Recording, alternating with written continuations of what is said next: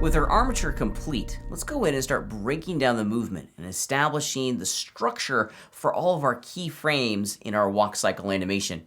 I spent some time just taking that reference image and redrawing all of those armature points into a whole series of Blender objects, and things are looking pretty good. I'm pretty pleased with the result that I have. But now it's time for us to go in and start setting the stage for our animation. Before we go any further, we're only animating 25 frames inside of our timeline. So make sure you go in and you're setting your sequence end value to 25. The default is 250.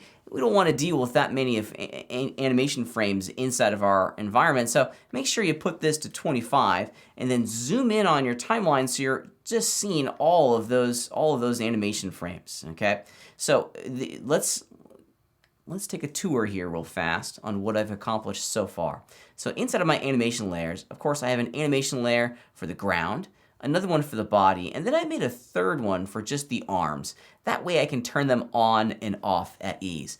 Eventually, these are going to get combined and joined, merged together, if you will, so that we can control them a little bit more holistically. But having them off for the moment is a good idea. The true motor of our entire animation are the hips. Sometimes having the arms in there clouds our understanding of where the hips need to go. Breaking body parts and appendages on their own out into their own animation layer is a good practice. It makes it a little bit easier for us, and what's good for us is good for our animation. So since we know that the hips are going to be the motor of this, let's accomplish in our first pass establishing the rise and fall of those hips as we go across the duration of our animation. And luckily, there's only a handful of keyframes that we need to look at. Pull out the reference sheet that I provided you, and you'll see that we're only making keyframes for frames 1, 4, 7, 10, 13. If we can get those done, then the second half of the animation gets real easy. We can duplicate keyframes pretty quickly. With that said, I've already established the contact pose. The reference image that I gave you to help you establish your armature for your animation is the contact pose for this character. If you look real carefully here, we get a good little flex in the foot. The heel is striking the ground, which I like. This is a good contact pose, and it will help us establish where the hips need to go, how far down we want our character to go. Since this is the contact pose, let's just grab that keyframe and let's duplicate it a couple times. Since I know that the contact pose shows up on frames 1, 13, and 25, well, we already have it done. Might as well set the foundation of our keyframes pretty early on. So I'm going to hit Shift-D, duplicate that keyframe, drag it out over here to frame 13. Yep. And then once again, over to frame 25 with the contact pose. There we go. I'm pretty happy with that. All right. Now let's go in and start figuring out where on frame 4, how far we want our hips to go down. We're going to do this in passes, and it's going to feel kind of weird at first because our legs aren't going to be moving. Actually, they're going to be pretty static, and our character is just going to be going up and down, up and down. And it's going to be kind of odd, but that's okay. That's by design. We want to be able to do this in a whole series of passes. So I'm on frame 4. I'm in my edit mode. I'm in stroke edit selection. Let's grab the two strokes that are responsible for the hips and start figuring out and exploring how far down I want them to go. When we're first blocking out and breaking down our movements, we're going to be physically translating this character forward. We're going to start creating that arc. So I'm thinking about an arc right now. How far do I want this to go down? Let's make sure that my onion skinning is turned on. It's a viewport property, and I often turn it on and off while I'm animating, just to kind of give me a better view, a better optical view of the work that I'm doing. And I'm pretty happy with that. So our character is going to go down, and then it's also going to go this way. That's pretty good. Okay, I like that. Now let's go forward to the next key frame, which is on frame 7. And this is the passing pose, right? The passing pose is where the trailing leg now begins to take the step. In the case of the first part of the animation, this is where the gray leg is physically moving forward to take a step. So on the passing pose, let's see, where do we want the hips? We want them to be a little bit higher than where they were on the down pose, but not like way up here. Maybe somewhere right around in, I don't know, maybe somewhere right around in there. Yeah, I'm happy with that. Remember, this is just a starting point. What I'm looking at here is this natural arc that we're creating up here at the top. Let's go on to frame 10. This is the peak pose. So in the peak pose, the hips are going to be at its highest. Let's grab it again and put it in there. I'm going to just really quickly run over into my onion skinny properties. I'm on my animation layers icon in my tool properties, and let's just change keyframes before to 2 or 3. Yeah, that way I can get a good sense of the movement arc of our character. Yeah, and then back here on frame 13. Well, on frame 13, we don't get a good sense of where it needs to be because it's frame 13, the character is way back over here. And we're going to fix this in a minute. Just hang with me. I'm going to grab those 2 strokes, grab them, fire off, hit the X key immediately. So it's just going to move it perfectly horizontal. And let's just put it back somewhere right around in here. Now, what I'm looking to establish in the movement of my arcs, as one might imagine, is an arc in here, a curve that can be repeated over and over and over again. By animating our character like this, we get a good sense of where that arc is going to be exists and how it's performing inside the scene. All the animation frames are spread out at the moment. We're going to move them back together with our multi-frame editing at the end of this process so that it makes a loopable animation. Okay, let's get out of here and continue our work. So I'm pretty pleased with how this is looking so far. It's a good movement arc for all of our hips. Now with that done, let's start going in and plotting out the next path. So here's the down pose. Let's get the feet working on the down pose. If we go through this whole sequence through a process of iterations, it actually goes pretty fast. So I'm in the stroke selection engine. I'm using the box selection tool, which will allow me to grab some pretty big boxes here. And I'm just gonna hit the grab tool and the X key. Oops, I grabbed too much. Here's a great trick. You can grab just 2. I'm going to grab the head and the body. If we go to the select pull down menu at the top of the screen, we have a choice in here which is invert, which is going to select everything but what we had selected previously. Now with the grab tool, hit the X key immediately, and I'm just going to move this forward. Now not only do we have to move it forward, we also have to move it down. I want you to pay real close attention to where the hips are on this frame over here in comparison to where the hips are on this frame here. They're way too high. The hip is meant down towards the bottom of our body, not up here. So let's grab it again, hit the Z key, I'm gonna move it down. Cool. I wanna keep that body part kind of in the same spot as we go through this entire sequence. Before my brain moves on to the next step, let's do the exact same thing for the other 2 poses. I'm going to focus on the hips. Once again, I have my body selected, so I'll invert my selection, which will grab the hips, grab, X, put it right kind of where I want it to be. And I'm already starting to see and understand maybe an edit point. If you look carefully here, the contact pose and the passing pose are almost in the exact same spot. I'm probably going to need to change that. This is a good opportunity to do so. Let's grab it, move it up on the Z. Let's make it a little bit higher. This is part of the process of animating. Let's invert my selection.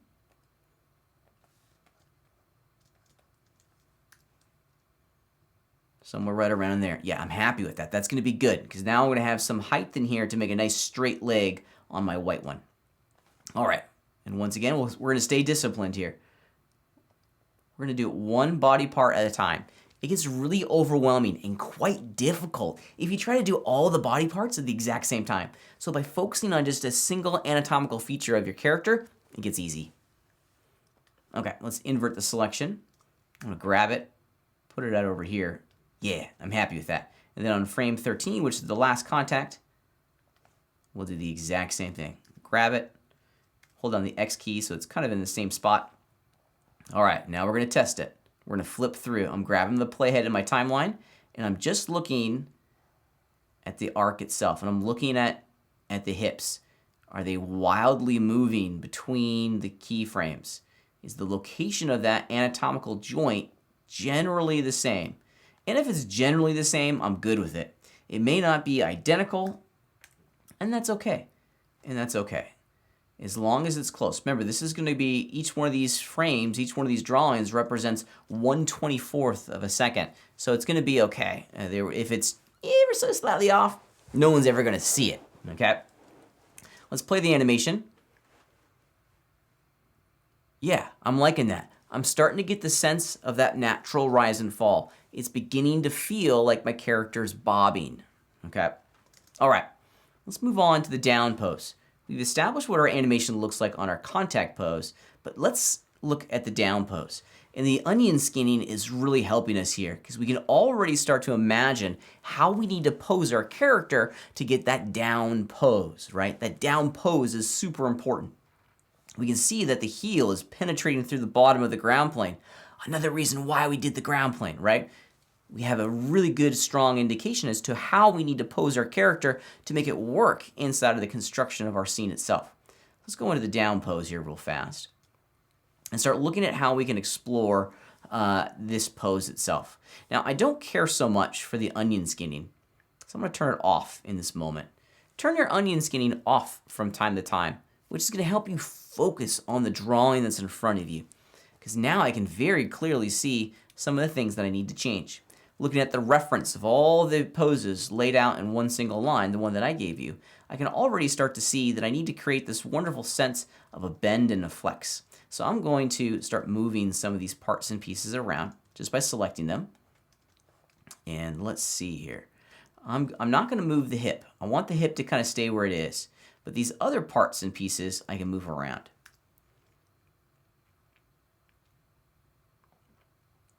Now, if that's where the foot's going to be, how do I rotate all of this stuff up in here? Let's rotate it. Let's rotate it, grab it, rotate it again, grab it, rotate it. Now I'm looking for a strong angle here on that down pose. A strong angle. Because I'm leaving the hip where it's supposed to be, I can start to very quickly prototype where I want the rest of the appendages to be in relationship to that hip. If this is that strong angle, well, the calf of the body needs to be down here. This is also supposed to be flat on the ground. Let's go ahead and make that flat. Something like this. There we go. And I'm being a perfectionist here. Nothing wrong with being a perfectionist, by the way. This shows that you care. Something like that. Yeah, I'm happy with that. That's a good place to go. That's a good place to go. Now for this back one, the back one is supposed to be a little bit more bent. We're going to have the knee go forward. On each one of these keyframes, remember, the entire body is moving. So if you find yourself not changing the location of the knee or the elbow or the hips between drawings, go back in, look at the reference drawings, look at the keyframes that I've provided you. It's going to be a big helper in determining how you need to pose your character so that every joint is moving throughout the entirety of our animation. Okay, this is going to be let's see, I'm going to grab the foot, rotate it this way, rotate it, grab it. I'm also going to grab the foot itself, go into point selection mode, and let's just kind of return our foot to its previous shape, which is something like this. Just looking at the size here. Yep, generally pretty close. I'm happy with that. And now, back into my stroke selection engine by hitting the 2 key on my keyboard, I can start to figure out where I need to put this. Because if this is the location of the knee, where is that going to go? Let's rotate this a little bit so it's not, yeah, that's much better. And this is why we have these wonderful armatures. Because just within a couple seconds, I can start to flush out the rotation and the placement of all these joints. And we're maintaining the proportions between them, which is also really super critical. All right, let's flip back and forth between these animation frames and see what the result is. Yeah, I'm pretty pleased with that. Whenever you created a pose, flip between them. Does it work? Are we getting the sense of movement that we're after? And so far, so good. Okay, let's go on to the passing pose, because this is now going to be an important one. And there's some critical details in here that we need to make sure that we highlight when defining our passing pose itself. When we're crafting our passing pose, this foreground leg, this guy right here, now becomes the anchor and the stabilizing appendage in the movement itself. Right here, boom, baby, that right there, the heel has made contact with the ground, and it now needs to look as though it's been glued to the ground to ensure that we get the idea that our body is translating forward inside the scene. So this part of the animation, no movie, right? It's not supposed to move going forward. So on frame 7, we have some work we need to do. Let's turn our onion skinning back on. And I can see right there is where the heel is supposed to be. So I like the hips, that's good. That's a really good location for the hips. So let's go back into our stroke editing and start getting this other stuff established. Let's rotate this so it's nice and flat. Somewhere right around in here. And if you're off by, a degree, a millimeter, not going to be the end of the world. Okay, now there's some things in here that we need to look to create for the passing pose itself. The leg is going to be almost perfectly straight up and down.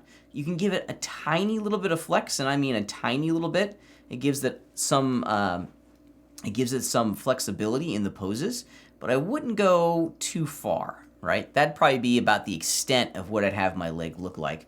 Let's move it, put it into position. Yeah, and now what I'm looking at here is the body, and maybe I make a change to the body and the hips, which we totally can do, by the way.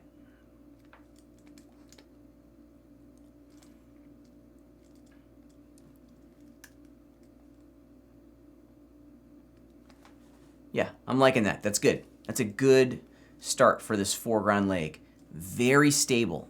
The foreground leg, the white one in this particular case, very stable. And with that done, let's start moving these back parts and pieces. So I'm going to start, I'm not going to do the top one. I'm just going to do the bottoms. I like having, well, let's rotate all of them forward. And what I'm looking for here is I want to have that knee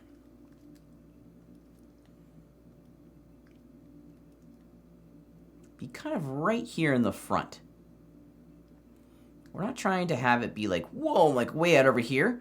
This is where the knee is going to be on the peak. But in the passing position, we want it kind of somewhere right around in here. Yeah, that's a good spot. Now it feels as though we're transferring all of our weight to this leg in here, and this gray leg is now passing into the foreground. Let's fix the bottom. We've got some work in here that we need to do. Oops, rotated it too much. That was because my cursor was too close to the action handle.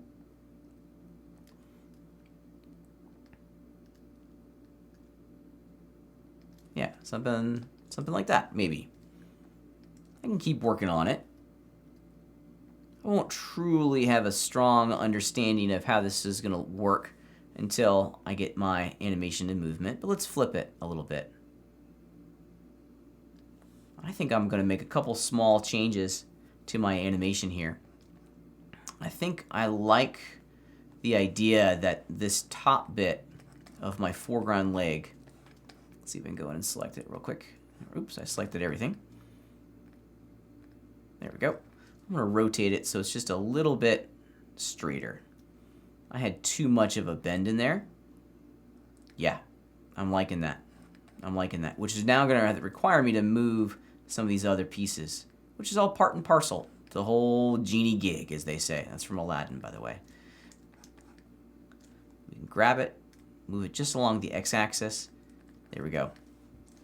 Yeah, I'm liking it.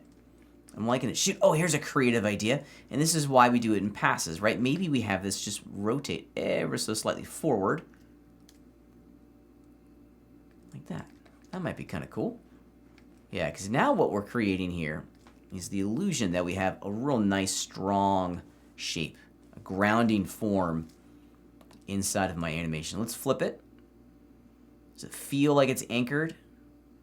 Yeah.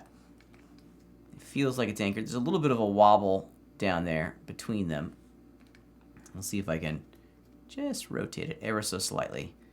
Yeah, that's good enough. And of course, we always want to play the animation to see if it's working. It looks kind of silly at the moment, but that's okay. That's part of the animation gig, right? I'm focusing all of my energy on those first couple frames, and so far, these frames are working. Some things in here that I want to go and edit when I have more time. I'm definitely going to edit the foot shape, maybe even the rotation of this leg in here. It's close, but it's not exactly what I want. Maybe something right around there is going to be kind of where I want to hang out. Yeah, that looks a little bit more kinetic. I want this knee, and that the goal for me is that I want this knee to kind of produce this upward vector inside of my scene. It makes me feel like this character is about to take off and launch. All right. And I accidentally made a change to my passing pose on the wrong frame. Okay, so there's the down, there's the passing. We'll just get rid of that frame for the time being. And now let's talk about the peak. The peak pose is the area of our animation where our character is at its highest. And this is what we originally had prototyped. This is not a bad place to be. I'm pretty jazzed by it. Let's go in and start making some changes because we have some things in here that we need to consider.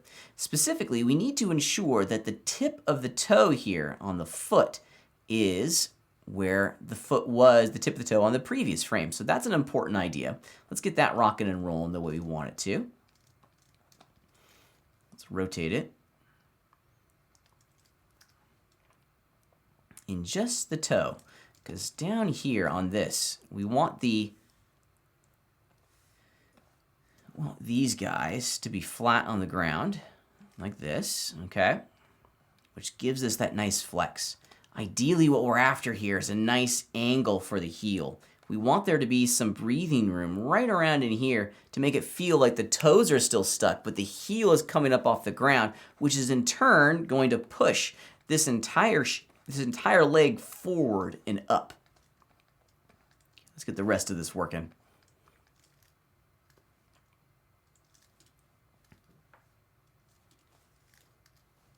There we go.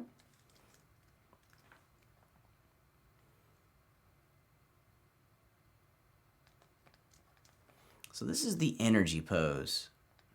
This is the pose that just gives our character a tremendous amount of life.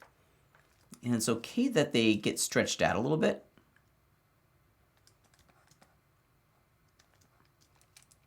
Yeah, and then the angle might be a little too extreme in this moment.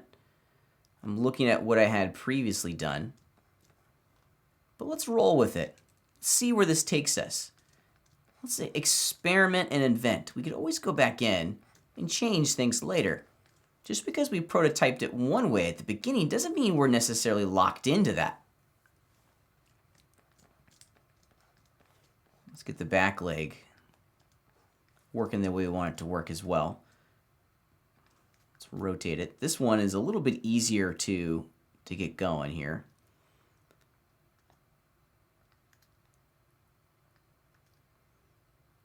What I'm looking at right here is this angle on the thigh.